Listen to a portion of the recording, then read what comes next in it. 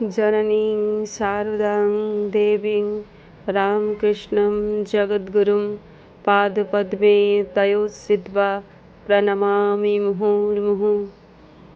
নমস্কার, আমি রিনা। আমার চ্যানেলের আরও একটা নতুন ভিডিওতে আপনাদের সবাইকে অনেক অনেক ওয়েলকাম জানাই। আশা করছি ঈশ্বরের কৃপায় আপনারা ভালো আছেন, আমিও ভালো আছি। আমাদের প্রত্যেকের জীবনেই কিছু না কিছু চিন্তা ভাবনা থাকে। কখনো কখনো ছোট ছোট চিন্তাভাবনাগুলো আমাদের জীবনকে অনেকটাই বিপর্যস্ত করে তোলে। আবার কখনো কখনো আমরা জীবনে এমন কিছু কাছের মানুষ থেকে দুঃখ কষ্ট পাই যেগুলো থেকে আমরা বেরোতে পারি না, এবং সেগুলোই আমাদের জীবনকে অনেকটা ভারাক্রান্ত করে তোলে।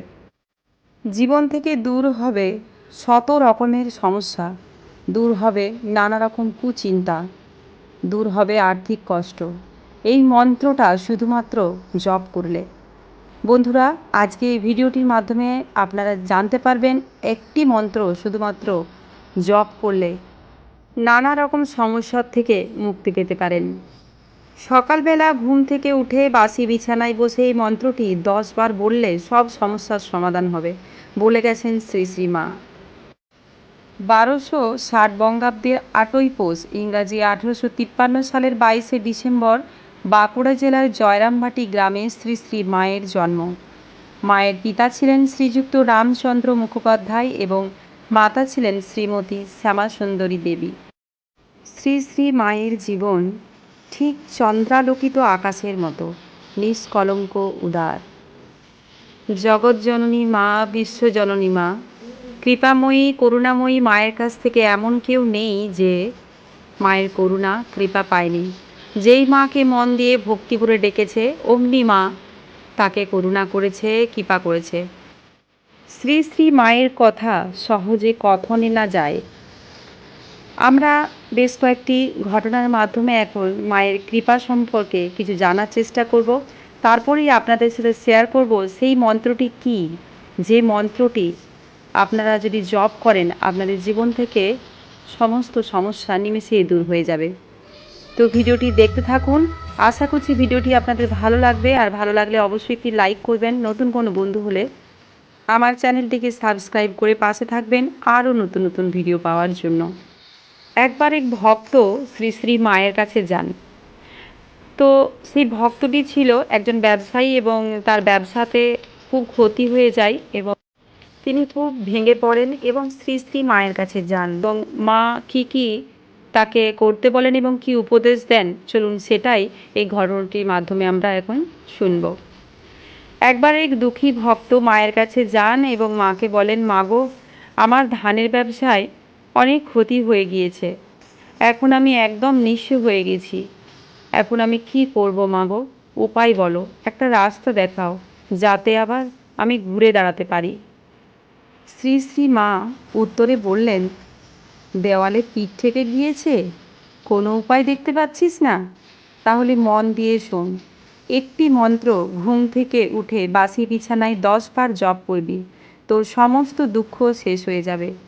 তিনি একটি মাত্র মন্ত্র ভক্তকে জপ করতে বললেন। ঠিক 1 বছর পরেই সেই ভক্ত বলল, মা, তোমার কথা মতো আমি রোজ সেই মন্ত্র জপ করেছি, আমি আবার ঘুরে দাঁড়িয়েছি, আমার ব্যবসায় অনেক উন্নতি হয়েছে মাগো, মা করুণাময়ী, কৃপা করেছো তুমি। শ্রী শ্রী মায়ের কথা মতো নাম জপ করে সেই ভক্ত আর্থিক সংকট থেকে মুক্তি পেল। একবার একটি গৃহবধূ শ্রী শ্রী মায়ের কাছে আসেন এবং মায়ের কাছে তার মনের সমস্ত দুঃখ জানায়। শ্রী শ্রী মা তখন তার মনের দুঃখ জানতে পারেন। সেই গৃহবধূটি মাকে বলেন, মাগো, আমার অনেক দিন বিয়ে হয়ে গেছে কিন্তু আমি এখনও মা ডাক শুনিনি। তখন শ্রী শ্রী মা সেই স্ত্রী ভক্তটিকে হাতে বেলপাতা ও প্রসাদী দিলেন এবং তাকে বললেন যে একটি মন্ত্র, যে সেই মন্ত্রটি যেন প্রতিদিন সে ঘুম থেকে উঠে 10 বার জপ করে, তাহলে তার মনের সমস্ত দুঃখ কষ্ট দূর হয়ে যাবে। বেশ কিছুদিন পর সে স্ত্রী ভক্তটি আনন্দিত হয়ে শ্রী শ্রী মায়ের কাছে আসে এবং তার মনোবাসনা পূর্ণ হয়েছে মাকে সেটি জানায়। এবং সাথে সেই বাচ্চাকেও সাথে নিয়ে আসে মায়ের আশীর্বাদ লাভের জন্য, এবং মাকে জানায় যে সেই মন্ত্রটি জপ করে তার মনোবাসনা পূর্ণ হয়েছে। শ্রী শ্রীমা বলতেন, যেমন ঝড়ে মেঘ উড়ে যায়, ঠিক তেমনি শ্রী শ্রী ঠাকুর রামকৃষ্ণ পরমহংসদেবের নাম নিলে সমস্ত দুঃখ কষ্ট নিমেষেই ঘুচে যায়। তাই মা বলছেন প্রত্যেককে এই মন্ত্র জপ করতে। সেই মন্ত্রটি হলো শ্রী শ্রী রামকৃষ্ণ পরমহংসদেবের নাম। 1836 সালে 18 ফেব্রুয়ারি কামারপুকুর গ্রামে মনুষ্যরূপে আবির্ভূত হন শ্রী শ্রী রামকৃষ্ণ পরমহংসদেব। ঠাকুরের পিতার নাম ক্ষুদিরাম চট্টোপাধ্যায় ও মাতা চন্দ্রমণি দেবী।